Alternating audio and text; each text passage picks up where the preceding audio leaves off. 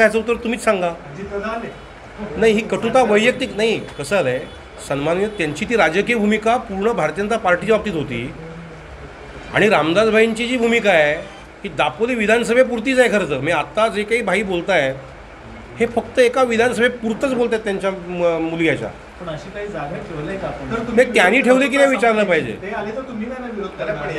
अहो ऐका, ऐका ना, एक मिनिट ऐका. तुमच्या मनातल्या सगळ्याच गोष्टींचं उत्तर देतो. हे सगळं ठरवणार कोण? मुळात आत्ता जे प्रवेश, आता उदाहरण कालचा महाराष्ट्र नवनिर्माण सेनेच्या कार्यकर्त्यांनी भाजपमध्ये प्रवेश केला, त्यांचं ट्युनिंग शहरातल्या मॅक्झिमम पदाधिकारी काल प्रवेश केला, त्यांचं ट्युनिंग इथल्या कार्यकर्त्यांशी होतं. झटकन प्रवेश झाला. दळवीसाहेब ज्या वेळेला पक्षामध्ये आले, दळवीसाहेब भारतीय जनता पार्टीमध्ये यावेत या विषयामध्ये आम्ही 2016 प्रयत्न करत होतो, पण त्यांचा प्रवेश आत्ता झाला. पण त्यांनी प्रवेश करावा अशी भूमिका आमचीच होती. जावकर मॅडम आता इथे बसल्या आहेत. जावकर मॅडमनीसुद्धा भारतीय जनता पार्टीमध्ये 2017 ज्यावेळेला प्रवेश केला त्यावेळेला एका काही मिनिटांचा मॅडम विषय असेल, ज्या वेळेला तुमचं त्या ठिकाणी अंडरस्टँडिंग आहे त्यावेळेला विषय संपतो. आता अंडरस्टँडिंग आहे असतं समजा तर ही पत्रकार परिषदच झाली नसती ना. त्यांनी संबंध अशा टिपेल नेऊन ठेवले, चहापेक्षा किटली गरम. अरे तुम्ही कोण बोलणार आम्हाला? आम्ही पक्षाचं काम प्रामाणिकपणे करतो म्हणून तुम्हाला चटके बसत जर का असतील आमच्या किटलीचे, तो तुमचा दोष आहे. तुम्ही हात लावायला नका. हात कशाला लावायला गेलेत? आम्ही काय सांगायला आलो? त्यामुळे आम्ही पक्षाचं काम प्रामाणिकपणे करणार. त्यामुळे चहा गरम का किटली गरम हा विषय सगळ्यानंतरचा आहे. मी तुम्हाला एवढंच सांगतो, रत्नागिरी उत्तर जिल्हा म्हणून यापुढे भारतीय जनता पार्टी संपूर्ण राजकारणामध्ये अत्यंत आग्रही आणि सकारात्मक आणि ॲग्रेसिव्ह भूमिकेवरती, ॲग्रेसिव्ह मोडवरती काम करणार. साहेबांसाठीच्या विचारासाठी मत न मागता निव्वळ माझ्या नावावरती मत द्यायची मागणी करणं आणि सातत्याने समविचारी किंवा आपल्या महायुतीतल्या घटक पक्षांच्या कार्यकर्त्यांचा पदोपदी अपमान करणं, एवढंच या निवडणुकीमध्ये केलं गेलं आणि त्याचा फटका बसला. मी दुसरं आपल्याला या निमित्तानं सांगतो की इथे आम्ही एक सभा घेतली होती, जाहीर सभा. त्या जाहीर सभेमध्ये मी सन्माननीय रामदासभाईंचे आभार मानले होते. आज पुन्हा मानतो एकदा सगळ्यांसमोर. त्यांनी जी अडचण सांगितली ती पण वास्तव आहे की शिवसेनेची मतं राष्ट्रवादीकडे कन्वर्ट प्रत्यक्षात व्हायला थोडं कठीण गेलं. 2019च्या विधानसभेचा ते सातत्याने जो उल्लेख करतायत की माझ्या मुलग्याला पाडण्याचा प्रयत्न केला, माझ्या मुलग्याला पाडण्याचा प्रयत्न केला, त्याचं उत्तर जाहीर सभेतून दिलं होतं. ती भूमिका त्यावेळेला भारतीय जनता पार्टीने का घेतली? अशाच पद्धतीच्या दुराग्रही भूमिकेमुळे फक्त मी, माझे कुटुंब आणि मी आणि शिवसेना आपल्याकडे कोणी काही बोलायचं नाही, विकास कामं आणायची नाहीत, सातत्याने सगळ्यांना दडपण्याचा प्रयत्न करायचा. त्याचा उद्रेक 2019च्या निवडणुकीत झाला. पण त्याही वेळेला भारतीय जनता पार्टीची 50%पेक्षा जास्त मतं युती प्रेमामुळे, कारण युती ही 90 सालपासून युती आहे, ही शिवसेनेला पडली. पण त्यावेळेला आम्ही चूक केली ह्या उमेदवाराला मतदान करून, असं भारतीय जनता पार्टीचे खूप जुने जाणते कार्यकर्ते आम्हाला नंतरून सांगतात की तुम्ही जी विरोधी भूमिका घेतली होती ती योग्य होती. त्यामुळे रामदासभाईंचे, मी सन्माननीय रामदासभाईंचे तेव्हाच आभार मानले होते की आमच्या कार्यकर्त्यांना तुम्ही जागं केलं की आम्ही त्यावेळेला योग्य होतो. आम्ही म्हणजे आम्ही पदाधिकारी त्यावेळेला योग्य होतो. आणि आता तर आणखीन खुंटा हलवून बळकटच करतायत की म्हणजे सगळ्या भारतीय जनता पार्टीच्या तळागाळातल्या कार्यकर्त्यांपर्यंत हा विषय नेऊन पोचवतात की सन्माननीय रामदासभाई हे त्यांच्या वैयक्तिक विषयापुरता भारतीय जनता पार्टीचा अत्यंत द्वेष करतायत. ते का करतायत मला माहीत नाही. म्हणून मी मगाशी मागणी केली की त्यांची जी भूमिका आहे तीच आमदार योगेशजी कदम यांची आहे का? आमदारांनी सांगितलं पाहिजे. बरोबर आहे, रामदासभाई म्हणतात ते बरोबर आहे. चव्हाणसाहेब चुकीचं वागतात, देवेंद्रजी मुद्दामून दुर्लक्ष करतात, असं एकदा योगेशजींनी म्हटलं पाहिजे. म्हणून त्यांनी भूमिका स्पष्ट करावी. एबीपी माझा, उघडा डोळे बघा नीट.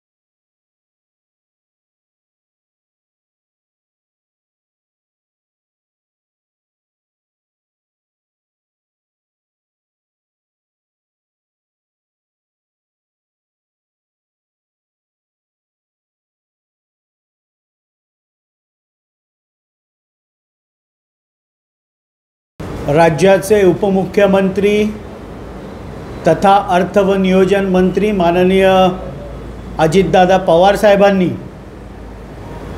महाराष्ट्र राज्याचा 2024-25चा अर्थसंकल्प त्या विधिमंडळामध्ये मांडला। माननीय अजितदादा पवार साहेबांनी 10व्यांदा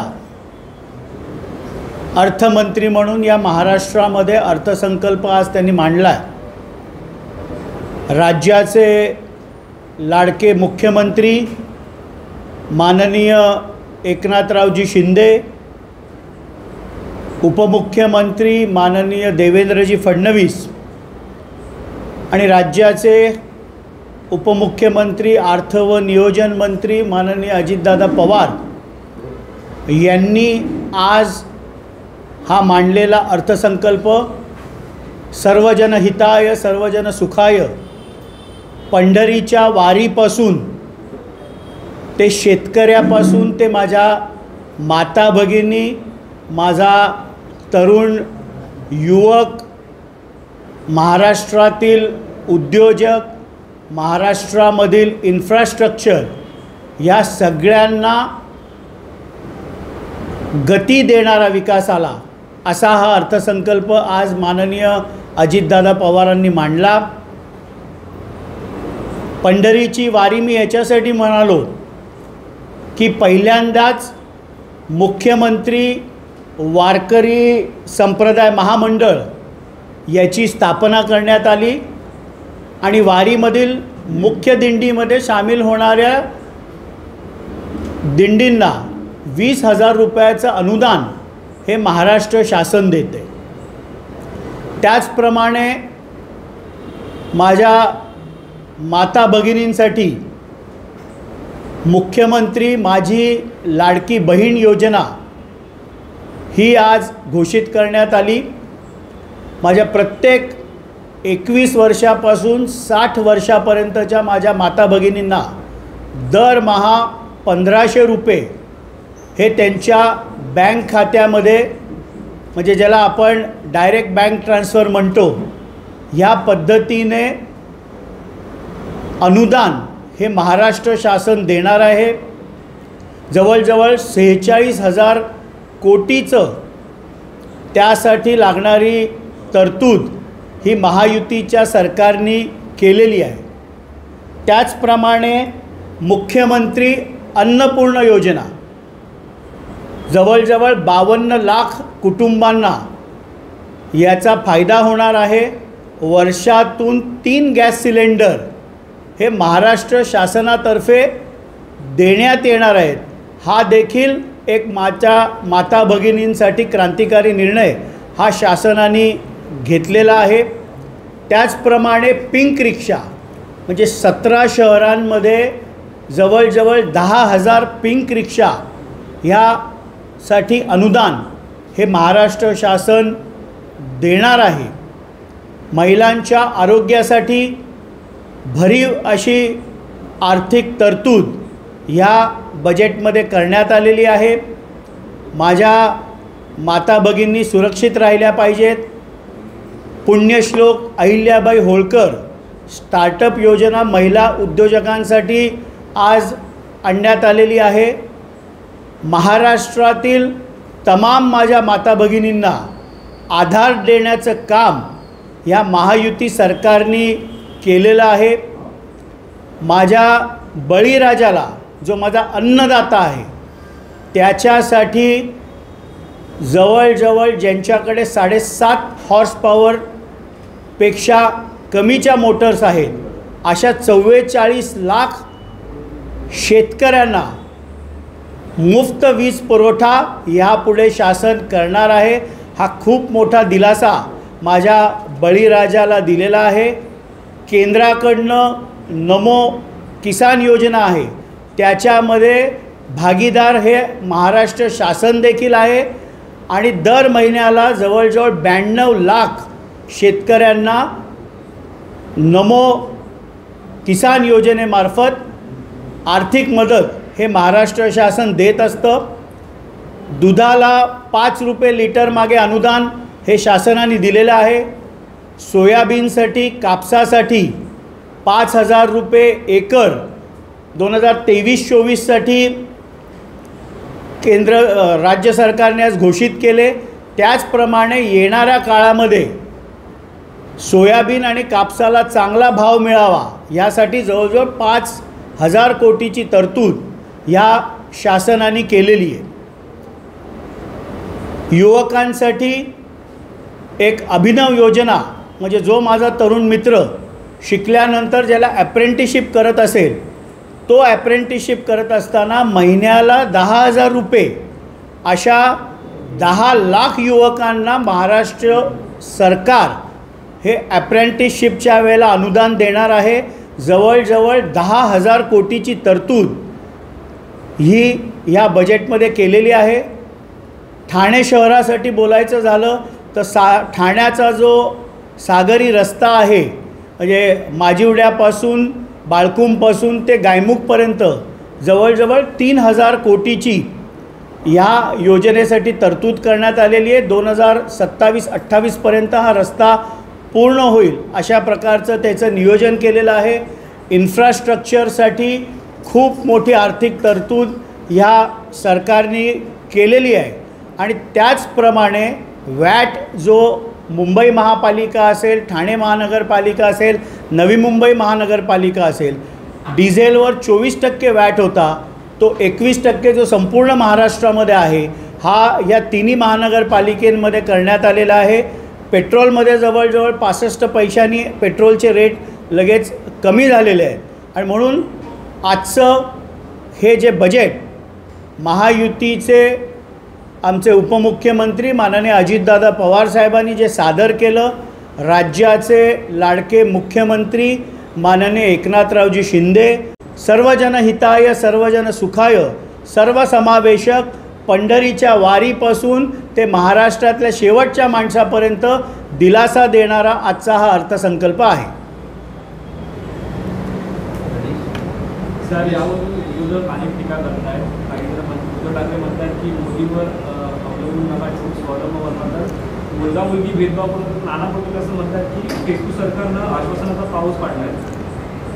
आता आज ज्या वेळेला ते बाईट देत होते त्या विधिमंडळामध्ये मी पण होतो की नक्की ह्या अर्थसंकल्पाच्या विरोधात बोलायचं काय हे त्यांना सुचत नव्हतं.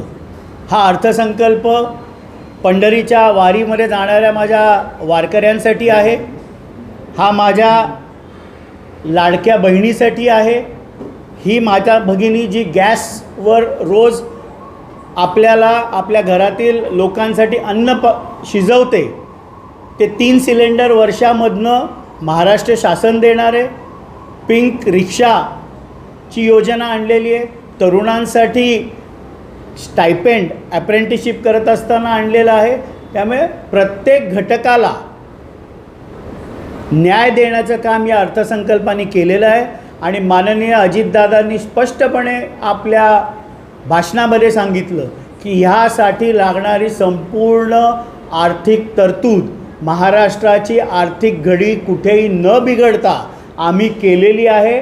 आम्ही जाहीर केलेली कुठलीही घोषणा ही फसवी नसून त्या लवकरात लवकर कार्यान्वित होतील. मुख्यमंत्री लाडकी बहीण योजना तर 1 जुलैपासूनच कार्यान्वित होणार आहे. त्यामुळे विरोधकांनी केलेले आरोप हे नैराश्यातनं आहेत हे आपल्याला स्पष्टपणे जाणवतं.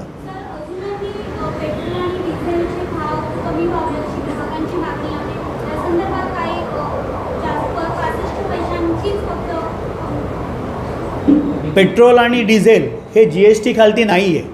त्यामुळे वॅट याच्यावर अवलंबला जातो जो प्रत्येक राज्यामध्ये वेगवेगळा आहे. महाराष्ट्रा व्यतिरिक्त ज्या 3 महापालिकांची मी नावं घेतली इथे आपल्याकडे डिझेलवरती वॅट 24% होता आणि बाकी महाराष्ट्रामध्ये तो 21% होता. त्यामुळे ठाणेकर असेल, नवी मुंबईकर असेल, मुंबईकर असेल यांना अतिरिक्त 3% वॅट डिझेलवरती भरावा लागायचा. तो आज सरकारने कमी केलेला आहे. 65 पैशाचा दिलासा हा पेट्रोलमध्ये दिलेला आहे. मला मान्य आहे की सामान्य लोकांना ह्याच्यातनं नक्कीच फायदा होईल, पण लोकांच्या अपेक्षा जास्त आहेत. याबद्दल देखील सरकार सकारात्मक आहे.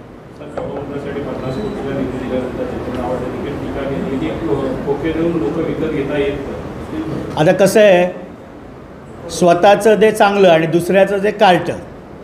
आपण 15 वर्ष आमदार आहात, आपण महाविकास आघाडीच्या सरकारमध्ये मंत्री होतात. 2014मध्ये देखील 6 महिन्यासाठी आपण मंत्री होतात. त्यावेळेला आपण आमदार म्हणून आणलेला निधी, मंत्री म्हणून आणलेला निधी हा आपण कळवा मुंब्र्यातील मतं विकत घेण्यासाठी आणला होता का?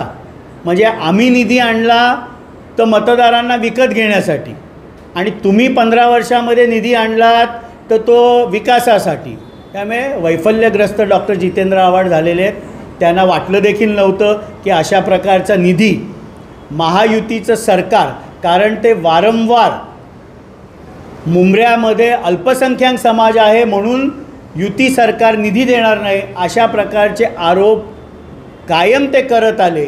पण लोकसभा निवडणुकीमध्ये कळव्या मुंब्र्यामध्ये महायुतीचे खासदारकीचे कल्याणचे आमचे उमेदवार डॉक्टर श्रीकांत शिंदे यांना मताधिक्य नसताना देखील महायुतीच्या सरकारने कळव्या मुंब्र्याचा विकास झाला पाहिजे म्हणून पहिल्या टप्प्यामध्ये 50 कोटीचा निधी दिला. आम्हाला विश्वास आहे की मी आणि माझे सहकारी प्रदेशचे सरचिटणीस नजीब मुल्ला, तिथले आमचे सगळे स्थानिक नगरसेवक यांनी अजून निधीची मागणी माननीय अजितदादांकडे आणि माननीय मुख्यमंत्र्यांकडे केलेली आहे. येणाऱ्या काळामध्ये अजून भरघोस निधी मुंब्र्या कळव्याच्या विकासासाठी नक्कीच महायुतीचं सरकार देईल. 2 कोटीची ऑफर देखील नगरसेवकांना दिली जाते असं देखील आरोप त्यांनी केला. नाही, आम्ही कोणालाही कुठलीही ऑफर दिलेली नाही. आमच्या मंचावर जे नगरसेवक त्या दिवशी आलेले हे स्वखुशीने आलेले, पण स्वतःच्या मतदारसंघामध्ये आपल्या पायाखालची वाळू सरकत चालल्यानंतर कुठल्या मी बरेच वेळा PAला कॉन्टॅक्ट करायचा प्रयत्न केला पण अजितदादांनी वेळ दिली नाही. आपण देवगिरीला गेलात तर प्रत्येक येणाऱ्या आमदाराला अजितदादा भेटतात. आपण मंत्रालयामध्ये 6व्या मजल्यावर त्यांच्या कार्यालयामध्ये गेलात तर प्रत्येक आमदाराला काय, प्रत्येक महाराष्ट्रातनं आलेल्या सामान्य माणसाला राज्याचे उपमुख्यमंत्री माननीय अजितदादा पवारसाहेब भेटतात. पण आपल्या अहंकारामध्ये मी त्यांच्या दरवाज्यात जाणार नाही, मतदारसंघाला निधी नाही मिळाला तरी चालेल याच्यामुळे ते कधीही त्यांच्याकडे मागच्या 1 वर्षामधनं गेलेले नाहीत. खोटं बोल पण रेटून बोल ही त्यांची आजही बजेटचं अर्ध भाषण झाल्यानंतर आपण विधानसभेचं व्हिडिओ रेकॉर्डिंग बघू शकता. अर्ध्याहून अधिक भाषण झाल्यानंतर अर्थसंकल्पासारख्या महत्त्वपूर्ण विषयावर देखील आज ते सभागृहामध्ये उपस्थित नव्हते. अजितदादांचं अर्ध भाषण झाल्यानंतर ते सभागृहामध्ये आले आणि आल्यानंतर देखील कॉमेंट्स पास करणं, टिंगलटवाळ्या करणं जी त्यांची नेहमीची सवय, अशा प्रकारचे ते बेंचवर बसून, कारण आम्ही तिथे प्रेक्षक गॅलरीमध्ये होतो, मी स्वतःच होतो पूर्ण भाषण ऐकायला. त्यामुळे आपण देखील विधानसभेचं व्हिडिओ रेकॉर्डिंग काढून बघू शकता की अर्थसंकल्पासारख्या देखील महत्त्वाच्या दिवशी ते वेळेत 2 वाजता ज्या वेळेला अर्थसंकल्प मांडण्यात आला त्यावेळेला ते सभागृहामध्ये नव्हते. याच्यावरनं आपल्या मतदारसंघाच्या विकास कामांबद्दल त्यांना किती गांभीर्य आहे हे दिसून येतं. अर्थसंकल्पामुळे कुठे महाराष्ट्रातील कर्जाचा बोजा वाढणार आहे, मागच्या वर्षापेक्षा तुलनेत यंदा वाढ. जे केंद्राचे निकष आहेत की तुमच्या GDPच्या एवढं % तुमच्यावर फिस्कल डेफिसिट असू शकतात, ते कुठेही रेशिओज आपले बदलत नाही आहेत. अत्यंत जबाबदारीने माननीय अजितदादा पवारसाहेबांनी सांगितलं की ज्या काही घोषणा आम्ही केलेल्या आहेत या संपूर्णपणे ह्याची आर्थिक तरतूद आम्ही केलेली आहे. राज्याची आर्थिक घडी कुठेही विस्कळीत न होता ह्या सर्व योजना क्रियान्वित. देखील विधानसभेचं व्हिडिओ रेकॉर्डिंग काढून बघू शकता की अर्थसंकल्पासारख्या देखील महत्त्वाच्या दिवशी ते वेळेत 2 वाजता ज्या वेळेला अर्थसंकल्प मांडण्यात आला त्यावेळेला ते सभागृहामध्ये नव्हते. याच्यावरनं आपल्या मतदारसंघाच्या विकास कामांबद्दल त्यांना किती गांभीर्य आहे हे दिसून येतं. अर्थसंकल्पामुळे कुठे महाराष्ट्रातील कर्जाचा बोजा वाढणार आहे, मागच्या वर्षापेक्षा तुलनेत यंदा वाढ.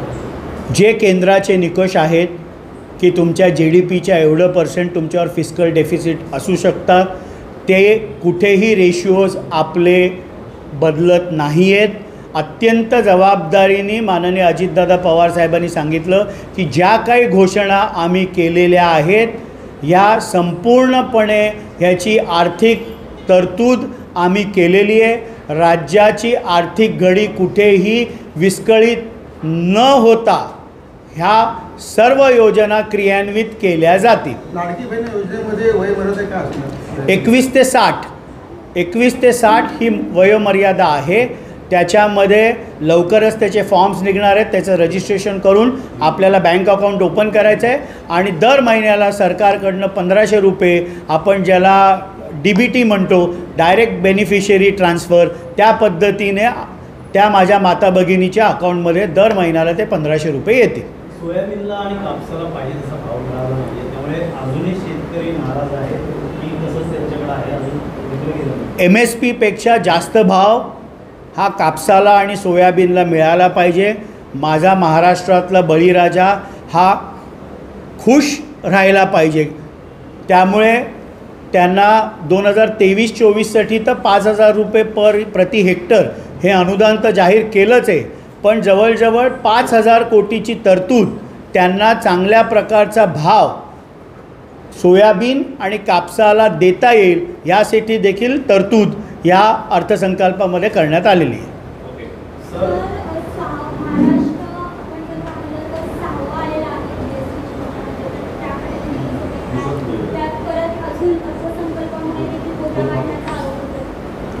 महाराष्ट्र जरी 6व्या क्रमांकावर असला तरी महाराष्ट्रामध्ये येणारी गुंतवणूक, महाराष्ट्राचं भारतीय अर्थकारणामध्ये असलेलं GDPमधलं कॉन्ट्रीब्युशन हे 1 नंबरचं आहे. तमिळनाडू ज्याचं आपण उदाहरण देत आहे हे आपल्यापेक्षा कितीतरी मागे आहे. त्यामुळे आपली आर्थिक घडी कुठेही बिघडणार नाही हा महाराष्ट्राला विश्वास मी राज्याचे उपमुख्यमंत्री तथा अर्थमंत्री व नियोजन मंत्री माननीय अजितदादा पवार साहेबांच्या माध्यमातून देतो. आजचा अर्थसंकल्प म्हणजे चादर लगी फटणे, खैरात लगी बटणे असं जयंत पाटील म्हणतात आहे. आता ज्यांना अर्थसंकल्पासारख्या महत्त्वाच्या विषयावर चद्दर दिसते त्याच्यावर अधिक मी काय बोलू. 60% कमिशनचं सरकार आहे असं देखील जयंत पाटील म्हणाले. नाही, ठीक आहे. विरोधकांना आज त्यांनी मुद्द्यावर बोलावं ना, की आम्ही आणलेली कुठली योजना ही महाराष्ट्रातील जनतेला दिलासा देणारी नाही आहे का, त्यांचा विरोध आहे का. महाराष्ट्रातल्या मुख्यमंत्री लाडकी बहीण योजना जी शासनाने आणली महायुतीच्या, त्याला त्यांचा विरोध आहे का. 52 लाख कुटुंबांना 3 सिलेंडर वर्षातनं महाराष्ट्र शासन देईल याला त्यांचा विरोध आहे का. पिंक रिक्षाला त्यांचा विरोध आहे का. युवकांना ॲप्रेंटिसशिप करताना 10,000 रुपये मिळणार त्याला विरोध आहे का. 44 लाख शेतकऱ्यांना 7.5 HP खालची मोटर असेल तर त्यांना मुफ्त वीज आहे ह्याला त्यांचा वीज पुरवठा ह्याला त्यांचा विरोध आहे का. त्यामुळे त्यांनी मुद्द्यावर बोलावं. मुद्दे नसल्यामुळे हे चद्दर बेरोजगार म्हणजे काय महाराष्ट्र खालती घसरत चाललं आहे असे सगळे मुद्दे ते समोर आणतात.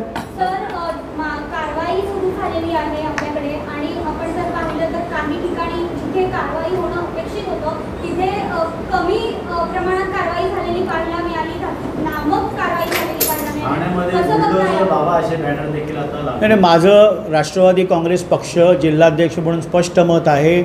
ठाणे महानगरपालिकेच्या आयुक्तांनी कुठेही भेदभाव करू नये. नियम व कायदे सगळ्यांना समान असावेत. जे हॉटेलधारक ज्यांना FL3चं लायसन्स आहे, ज्यांचे अनधिकृत बांधकामं आहेत किंवा जिथे हुक्का पार्लर्स आहेत जे वेळेपेक्षा जास्त चालवली जातात, कुठे अंमली पदार्थ विकले जात असतील, अशा प्रकारचा संशय जर पोलिसांना असेल तर तिथे कडक कारवाई ही माननीय सौरभ राव यांनी केली पाहिजे. पोलीस आयुक्त माननीय आशुतोष डुमरेजी यांनी केली पाहिजे. भेदभाव या कारवाईमध्ये कुठल्याही प्रकारचा होता कामा नये. आणि जे पोस्टर बुलडोजर बाबा लावलं ह्याच्याबद्दलचं माझं मत वेगळं आहे. कायद्याने ही कारवाई होत आहे. काही ठिकाणी उत्तर प्रदेशमध्ये कुठलीही नोटीस न देता ती कारवाई केली गेली. त्यामुळे कोणीच असे बुलडोजर बाबा वगैरे फ्लेक्स लावू नयेत. तेवढी मॅच्युरिटी महायुतीमध्ये नेत्यांना असली पाहिजे. वाटतं अनेक वेळा संजय राऊत म्हणतात की महाराष्ट्राचा उलटा पंजाब होतो. कुठे पुण्यानंतर आता उशिरा काय जाग आली का, मीरा रोड असेल ठाण्यामध्ये मुख्यमंत्र्यांचे शहर आहे कुठे आदेशाच्या अगोदर आरोप प्रत्यारोप होऊ नये यासाठी ही कारवाई. आता असं आहे ना, की अंमली पदार्थ काय केवळ महाराष्ट्रामध्ये होत नाहीत, विकले जात नाहीत. ते बेंगलोरलाही होतात, ते चेन्नईलाही होतात, ते हैदराबादलाही होतात, ते दिल्लीलाही होतात. इथलं गृह खातं संवेदनशील आहे.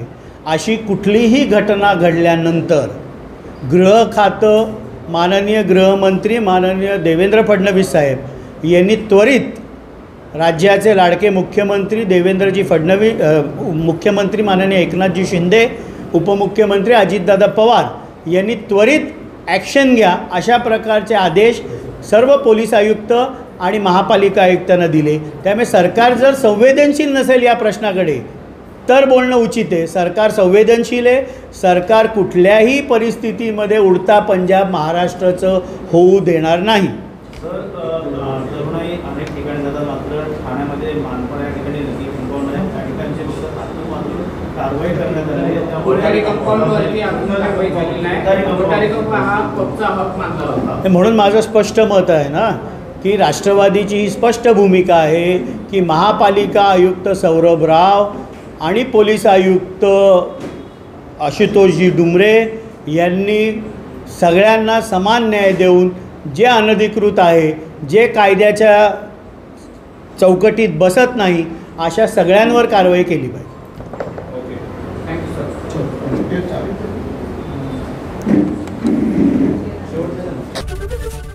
एबीपी माझा, उघडा डोळे बघा नीट.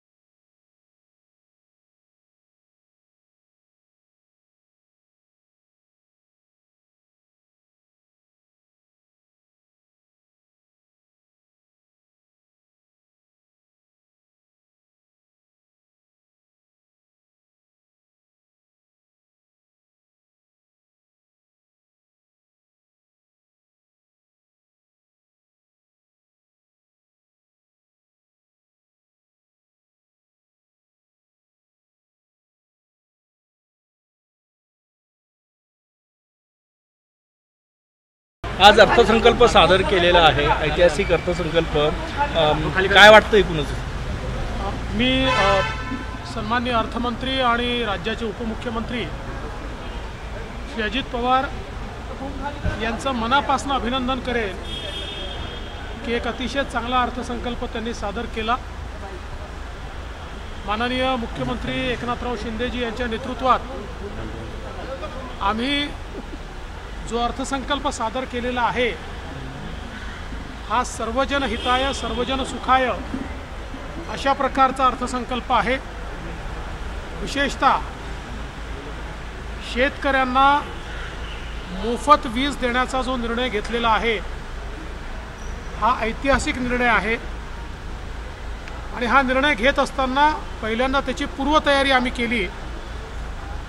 गेल्या 1 वर्षामध्ये जवळपास 9,000 त्या ठिकाणी मेगावॅटचे फीडर्स हे सोलरवर आणण्याचे वर्क ऑर्डर आम्ही दिले आणि त्याचं काम सुरू केलं. 18 महिन्यात ते काम पूर्ण होणार आहे आणि उरलेले जे 6,000 मेगावॅटचे फीडर्स आहेत तेही पुढच्या 3 महिन्यामध्ये त्याचेही वर्क ऑर्डर आम्ही देऊ. त्याचा परिणाम असा आहे की आज जी वीज सरकारला 7 रुपयाला पडते आणि शेतकऱ्याला ₹1.25 द्यावी लागते ती वीज सरकारलाच ₹2.81 ₹3.05 मिळेल. त्यामुळे पुढच्या 4 वर्षामध्ये आज जेवढी सबसिडी लागते तेवढ्याच सबसिडीमध्ये आम्ही शेतकऱ्याला मोफत वीज देऊ शकू. ॲडिशनल भार येणार नाही. फक्त 2-2.5 वर्ष हा ॲडिशनल भार आमच्यावर थोड्या प्रमाणात येणार आहे.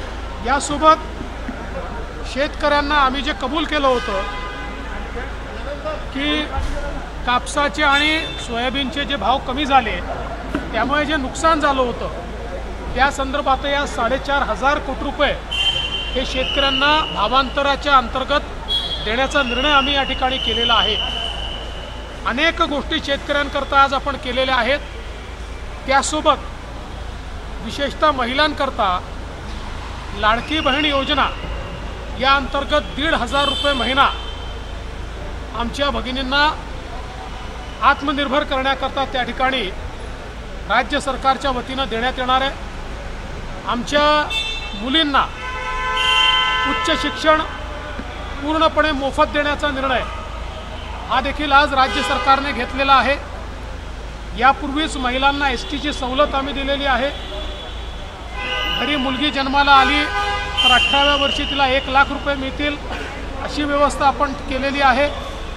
बचत गटाचा जो काही फंड आहे रिव्हॉल्विंग फंड तो वाढवण्याचा निर्णय आपण त्या ठिकाणी घेतलेला आहे.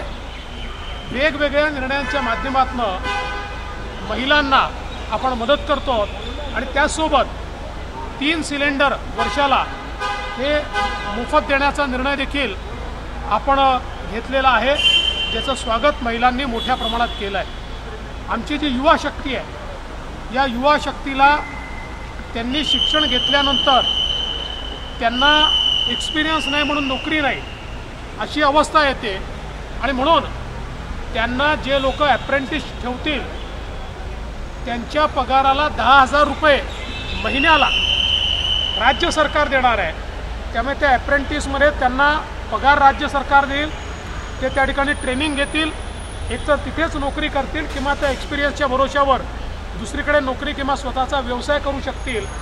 अशा प्रकारचा युवांना 10 लाख युवांकरता ही व्यवस्था राज्य सरकारने आज या ठिकाणी केलेली आहे.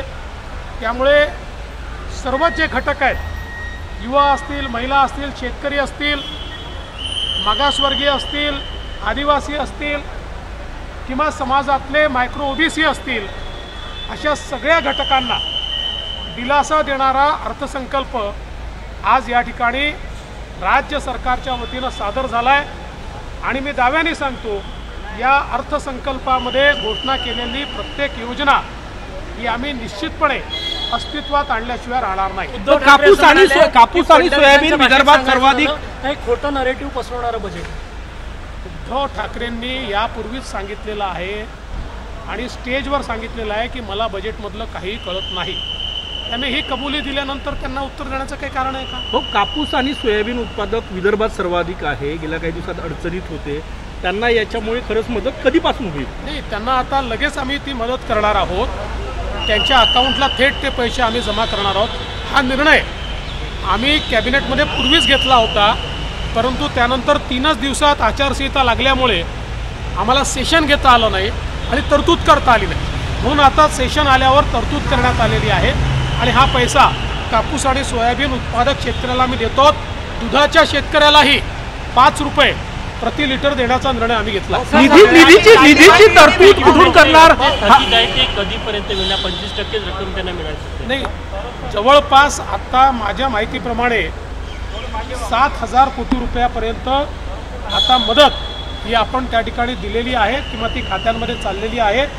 अजून 1,000 कोटी रुपयाची जी काही मदत आहे त्याच्यात काही दावे डिस्प्यूट केंद्रापर्यंत गेलेले आहेत, कारण त्याची केंद्राची पण कमिटी असते, तिथपर्यंत गेले आहेत.